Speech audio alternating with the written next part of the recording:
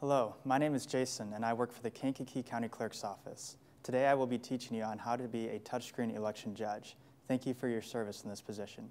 As a touchscreen judge, you will be responsible for picking up the touchscreen unit, setting it up, encoding voter access cards during election hours, tearing down the touchscreen unit, and returning it to the Kankakee County Clerk's Office. You can access our building through the west side through a garage we have, in which we will help load the touchscreen unit into your vehicle. We will begin by setting up a touchscreen unit.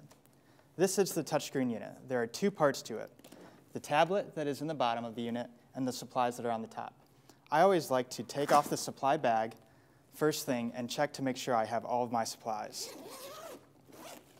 In the supply bag, you should have a power cord,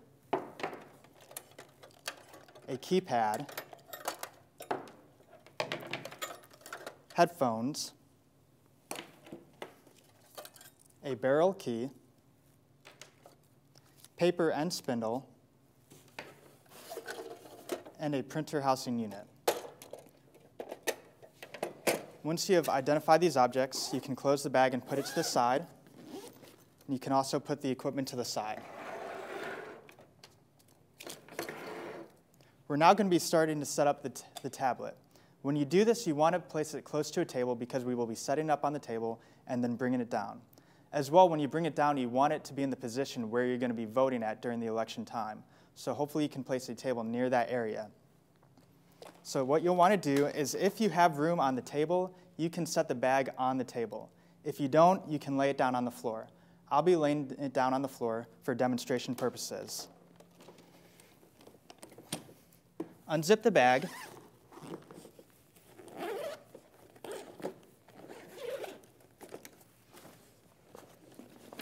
Unlatch the Velcro strap. And now we're going to be lifting the touchscreen unit onto the table. When you do this, it is important to keep your hands on the doors at all the times. There is no latch on the doors, so just make sure you keep your hands on it. You can walk it around to the table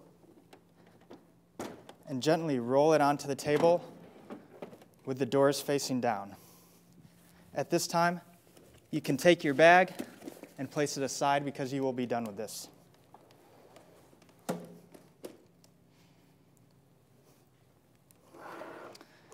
Now, when setting up the tablet, you want to first identify the black rubber feet, and you want to make sure those are facing you because we're going to be rolling this off the table. Once these are facing you, we're going to gently extend the legs. Lift from the base, and you should hear a couple clicks. These are the legs popping into place.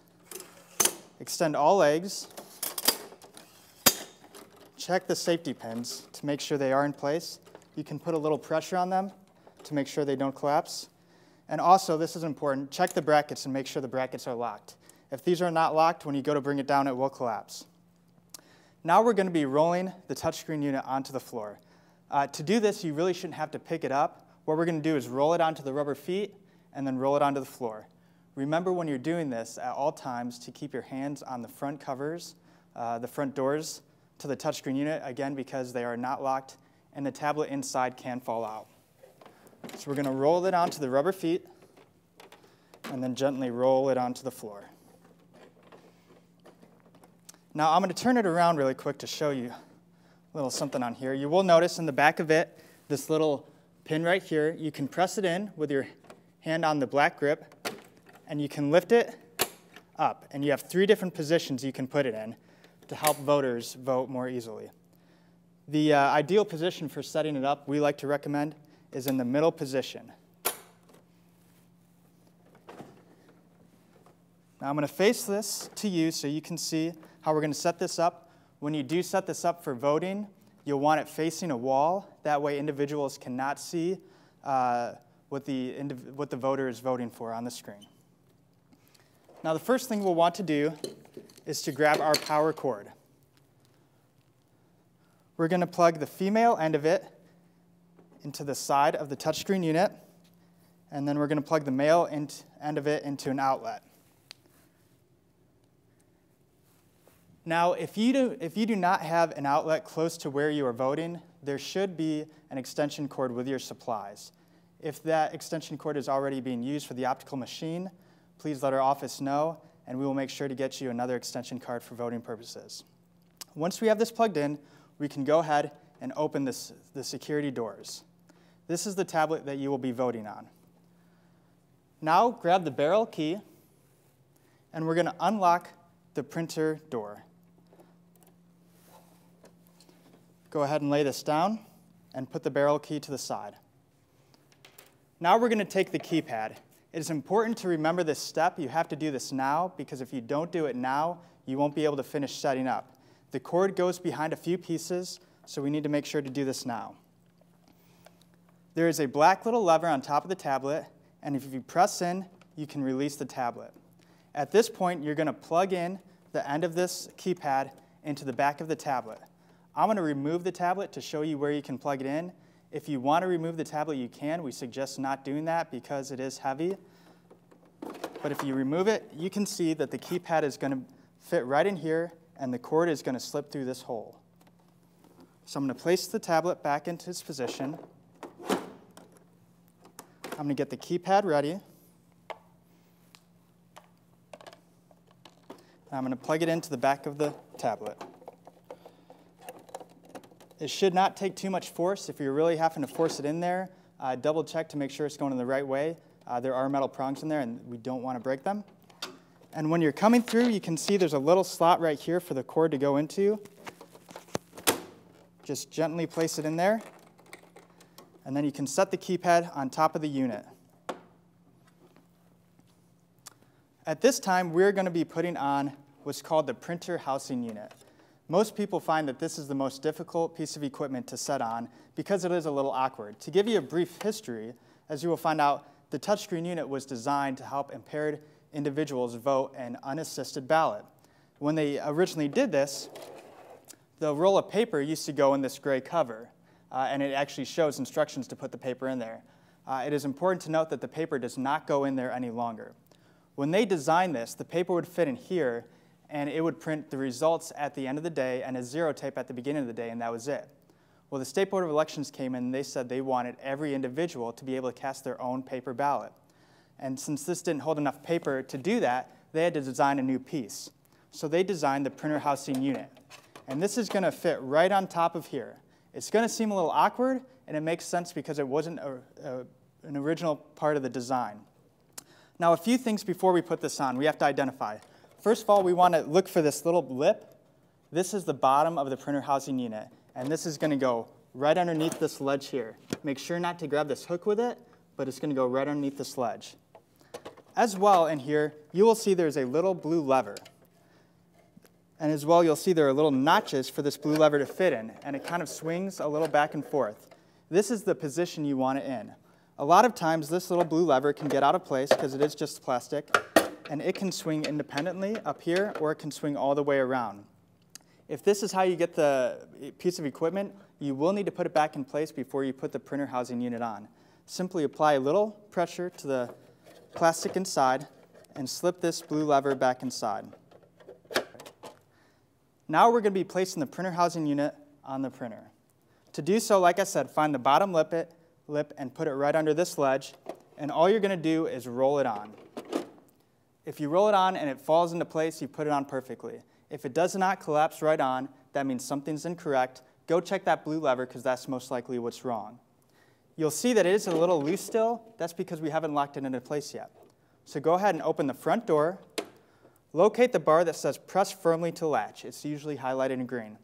Take a finger or two and press firmly right there. You'll hear a little click, and underneath there's a little bar that says unlatched. And once that unlatched goes away, you know it's in position. As well, go ahead and lift up the metal plate here, and that little blue lever we identified earlier should be all the way down. Lift that up, and now it's locked into place. Now we're going to be putting in our paper and spool.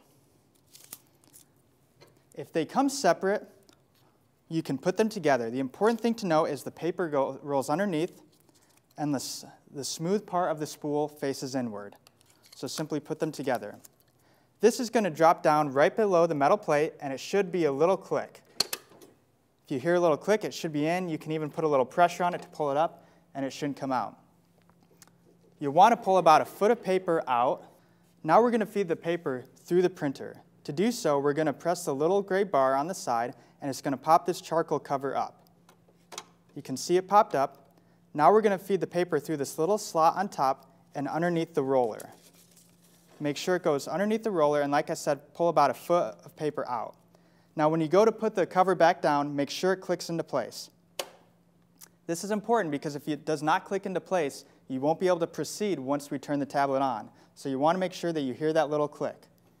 Now we can put the metal bar back down. Now we're going to take the security canister and we're going to place it in the top part of the printer housing unit.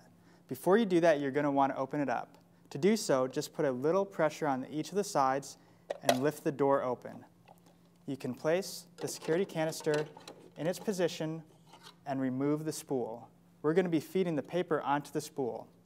To do so, find this little slit and face it downwards.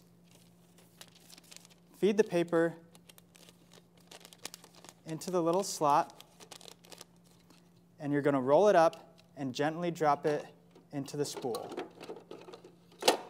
You can now close the security canister.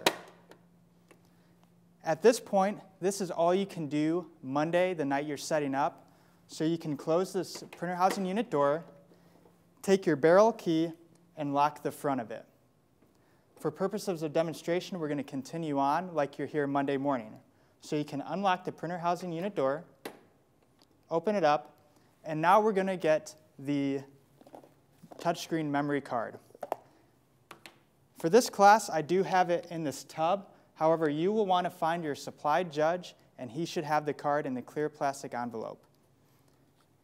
You're going to be inserting the card into the side and to the top door of the side of the touchscreen unit. Locate the two arrows on the memory card. Those should be facing up and in. You can push the touchscreen memory card in, and when you do so, you'll see a little gray lever release on the side. Above there is also a red button. You can touch the red button, and it turns the touchscreen unit on. Once the machine turns on, it should have a test printer screen. Go ahead and click Test Printer. What this is doing is just printing a few symbols and numbers on the ballot paper. There should be no writing here, so you don't have to look for anything specific. Just make sure that something did print and there were no smudges and it went well. As long as everything's okay, you can hit OK to the Printer Test Passed button. Now once you're on the screen again, go ahead and hit OK. Now what this is going to do is it's going to start printing a 0 tape. This just confirms that this machine has not been voted on yet, and all the voting results are at zeros. You'll want to call over all the election judges to verify that it is a 0 report tape, and they will need to sign off on this report. Once the 0 tape is finished printing, it will ask, do you need another copy? Go ahead and click no. And now you're going to hit Start Take-Up. What this will do is it will take the paper up into the point where the judges can sign on the paper. So go ahead and hit Start Take-Up.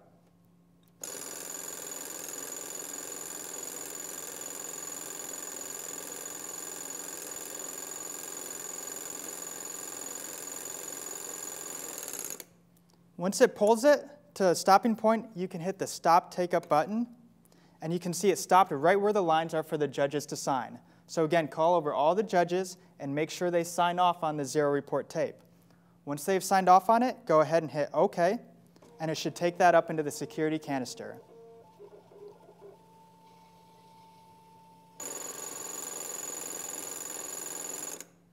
At this time, you can prepare the security canister for voting. To do so, there will be a fluorescent label on here that you can fill out. It will ask you for your precinct, and it will ask for your initials on there. As well, you'll want to identify your red security seal, and you're going to place this on the canister. To do so, you're going to simply feed it through the back and connect it in the front. It should click. You can place it right back into position. You can close the printer housing unit door, find your barrel key, and lock the door. The TS unit is now ready to be voted on. During voting hours, you are going to be giving access to voters to vote on the touchscreen unit. And to do so, you're going to be encoding voter access cards. You'll first want to find your Tupperware container, which is in the brown supply precinct kit. You want to open it up, get out your encoder card, and find the voter access card. In the tub, you will also have a touchscreen PIN number on a piece of paper. You can put this to the side for now. You won't need it till later. And you'll also find a red supervisor card. Again, put this back in the tub. You will not need this till later. It's important that you do not put that in the touchscreen unit because that will end the voting, just like an ender card ends voting on an optical machine. Now, to give voters access to the touchscreen unit, like I said, you will take your encoder card and you will take a voter access card. The judge before you will tell you the ballot style of the individual voting. You will take your ballot style legend, and on there you will find the ballot style they need. For instance, Bourbon A1, ballot style 33. You will find that ballot style description on the legend and find the corresponding encoder number. In this case, that is encoder number 1. So you will take the voter access card, slide it into the back of the encoder, and turn it on. Now when you turn it on, it should say Bourbon A1, your precinct, or whatever precinct you're on at the top, and it should say, automatically come up with a number 1, and that represents encoder style number 1. It should also say create. If it says clear, hit yes. If it says create, don't do anything yet. You want to make sure it says create question mark on the encoder. Once you get it to the point where it says create, and you select 1, because this is the encoder number you want, you can hit yes. Now on the card, it will say clear. This means you've encoded a card for encoder style number 1. If this is the card you want, you can simply remove the voter access card from the back, hand it to the individual voting, and they can go vote. Now when the individual casts a full ballot and they give you the card back, it automatically clears itself. However, if they do not cast a full ballot, you will need to clear on the encoder. Slide the card back in. You can see I did not cast a ballot, so it says clear question mark. Yes, I want to clear this, so I can hit yes. Now it says create question mark. Now if I want to encode a encoder style number 2, all I have to do is hit number 2, and again it says to create question mark.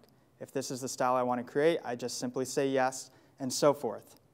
However, as I said, the touchscreen unit was designed to help impaired individuals vote. So we do have different options to give them when voting on the touchscreen unit. These include voting on a magnified ballot. It simply makes the ballot on the touchscreen unit larger and easier for them to read. This second option is to give them a headset so they can listen to their options being read and they can have a magnified ballot. The third option is to have an audio ballot only. And this is where they can listen through the headphones and then they vote on a keypad. And you will be doing that by creating this card for them. What you'll see at the bottom of the card is a little star button.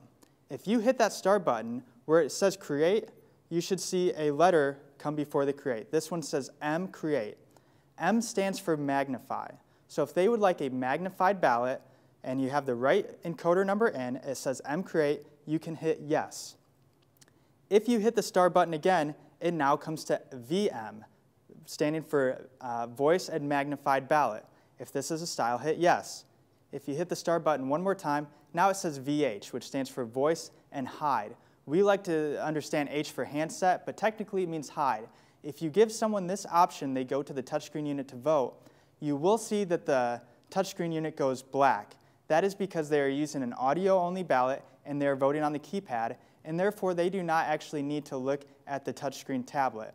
And we don't want any individual walking behind them and viewing what they are voting for. So just be aware that if you do give them a VH, voice hide option, the touchscreen will go automatically black. Now this is how you create a voter access card for individuals to vote on. Become familiar with this card.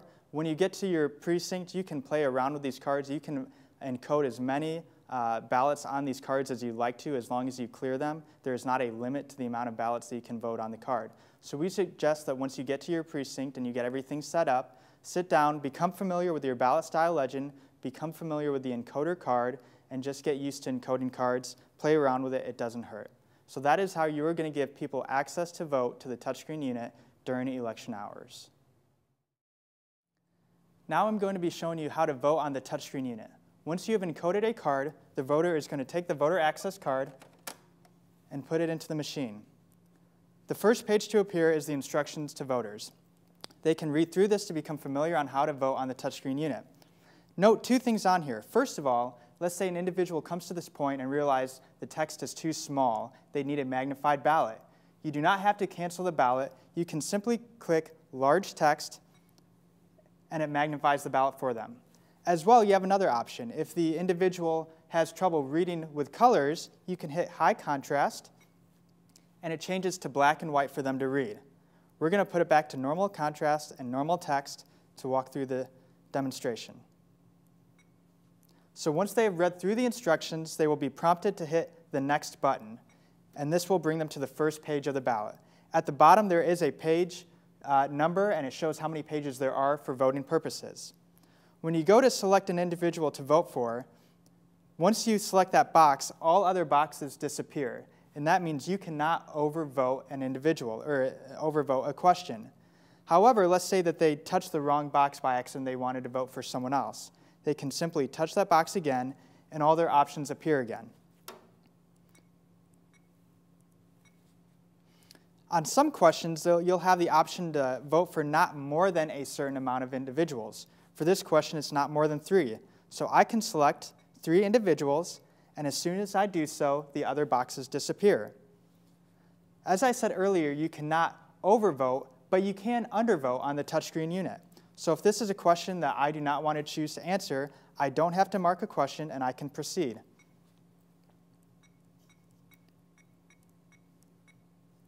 Once I have made all my selections, I will be brought to what's called a summary page. And this is the first chance you get to review all of your choices. You'll note that some of the questions are in red and they say no vote cast. That just is a signal telling you that you decided not to vote on those questions. If that was a mistake, you can go back and vote on that. You can simply hit the back button, or you can press on that specific question and it will bring you to that page. Now I can proceed by hitting next, or I can hit the summary button to bring me again to the summary page. Once I've reviewed this and I'm fine with my choices, it's going to prompt me to hit the print ballot. This is going to be your second option to view who you voted for. Lift the privacy cover on the printer housing unit door, hit print ballot, and your choices will appear on the ballot paper that will feed into the security canister.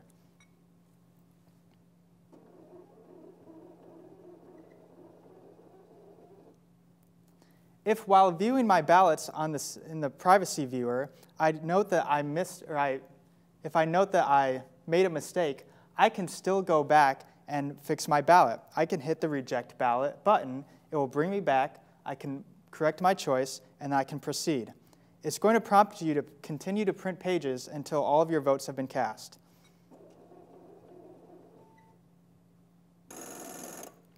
Now when I get to the final page, it's going to prompt me to hit Cast Ballot.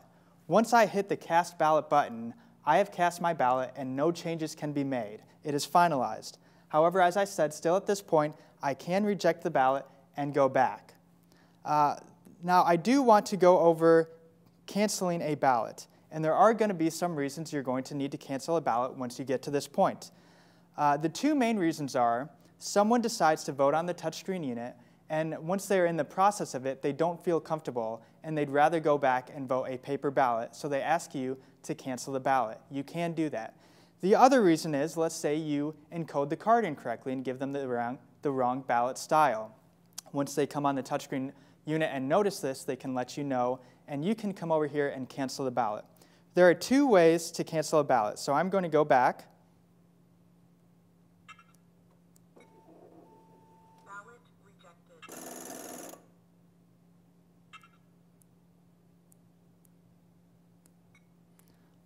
I'm going to go back to one of the main pages here. Now, before you come over to cancel a ballot, you'll want to ask the individual if you can come over in front of the touchscreen unit, because you do not want them to get the impression that you were trying to view the results. So they can either hit the instructions page, which will bring them back to the first page, or they can just simply clear out their selections. Now, when you come over here to cancel the ballot, all you're going to do is take your finger and you're going to place it down here in between the page number and the summary button. If you hear a little noise, that means you didn't hit it correctly. Just find a spot where you can hold your finger there until it makes no noise. and you're going to hold your finger there for about 20 to 30 seconds. It will take a while to cancel out the ballot. It is doing it, so just be patient with it. If after about 20 to 30 seconds, if it does not give you the option to cancel the ballot, then it means you did not find an appropriate place to cancel the ballot, so just try to find a new place with your finger.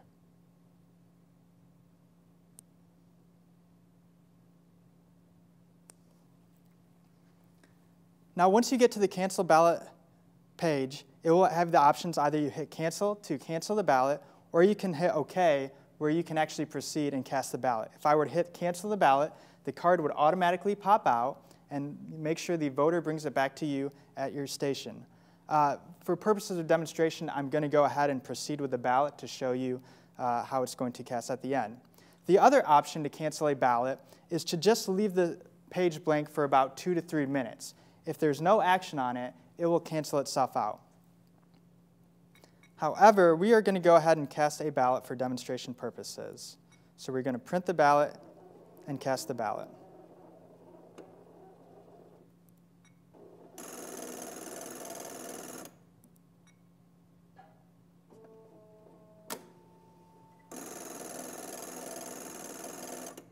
As you can see, once I cast a ballot, the card automatically pops out. Make sure that the voter grabs the card and brings it back to you at your station. Make sure they don't walk out on this. Although they cannot do anything with the voter access card, we do have a limited supply, and you want to make sure that you have them for the rest of the day to use again. So you can place it back in your tub and get ready for the next voter. Now let's say it's at the end of the day, the polls have closed, and now it's your turn to tear down the touchscreen unit. The first thing you are going to do is get in your tub and find the supervisor card and the touchscreen PIN number.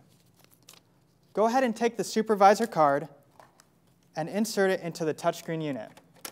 Again, this is the only time that you want to use the supervisor card. This will close out the election. Now it's going to ask you for an authorization code, and that's the number that you'll have on your piece of paper. Go ahead and enter it. If you enter it incorrectly, then it will just prompt you to do so again. Once you enter it, hit OK. The supervisor card will pop out. Put it back in its sleeve in the tub. At this time, you can as well go ahead and unlock the printer housing unit door and open it up. At this point, it's going to ask you to end voting. So click End Voting. It's going to ask you, are you sure you want to end voting? Hit Yes. Once it gets to this page, it's asking you if the printer housing unit door is open. Go ahead and hit OK. It's going to ask you if you want the full totals report. Hit Yes. It's going to ask you if you want the long report. Hit No. It also might prompt you to ask you if you want to print write-in candidates. If it does, say yes.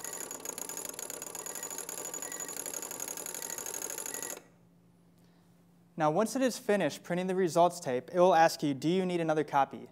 Yes, in fact, you will need 3 copies. However, before you press yes, you'll want to call over all the judges to sign off on the judge tape. Once they sign off on this initial tape, you'll want to tear right underneath it. Take out the security canister, manually roll the rest of the tape into the security canister, and you're going to take this and you're going to place it in the black suitcase. These are actual ballots, so these need to go with the other voted ballots. So we're going to set it aside for now, but this will need to go in the black suitcase. Now it will ask you if you need another copy. You need 2 more copies, so go ahead and hit yes twice. With those copies, again, all judges will need to sign off on those. One of those will go in the clear plastic envelope that you'll return to the county clerk's office. The other copy you will hang on the door of the precinct or wherever you determine with the optical scan machine tally so that individuals can view the results. For demonstration purposes, I'm going to go ahead and hit no, we do not need another copy. Now it's going to prompt me to shut down. So I can hit shut down, and it's going to say, are you sure you want to shut down this terminal? Yes.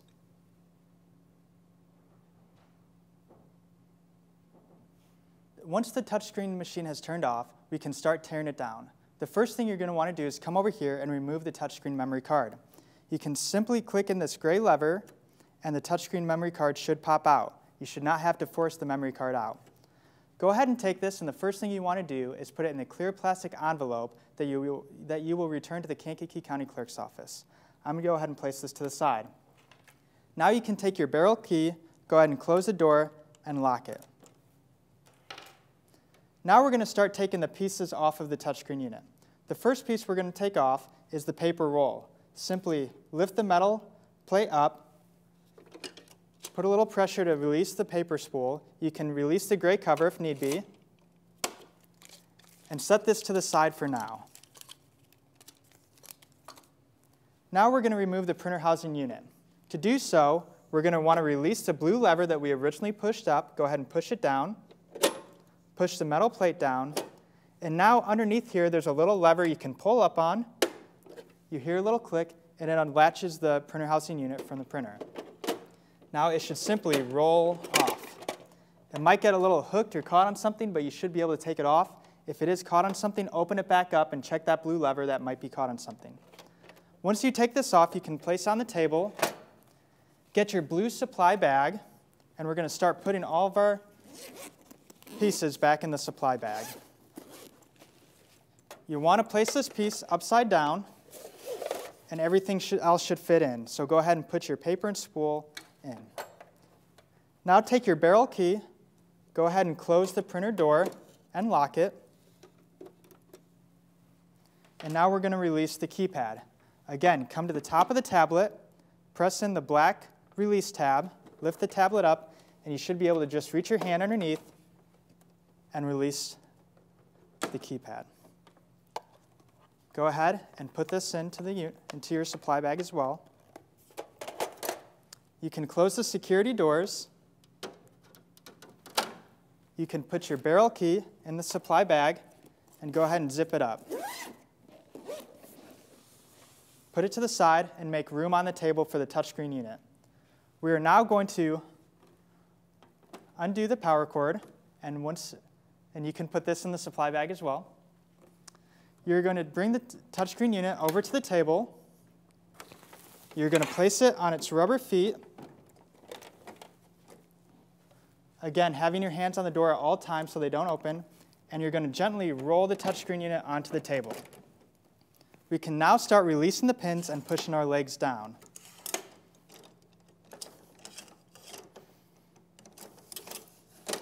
Once you've gotten to this point, before you bring all the legs down, make sure to release the brackets. And there are 3 pins in the middle that you're going to press for it to go down all the way. So press in once, twice, and a third time, and they should collapse into the unit. Now, as you can see, it should fall right into place with a little bit of pressure. If I have to put too much pressure on it, you shouldn't have to put too much. And if you're putting too much and it's not going in, there's something wrong.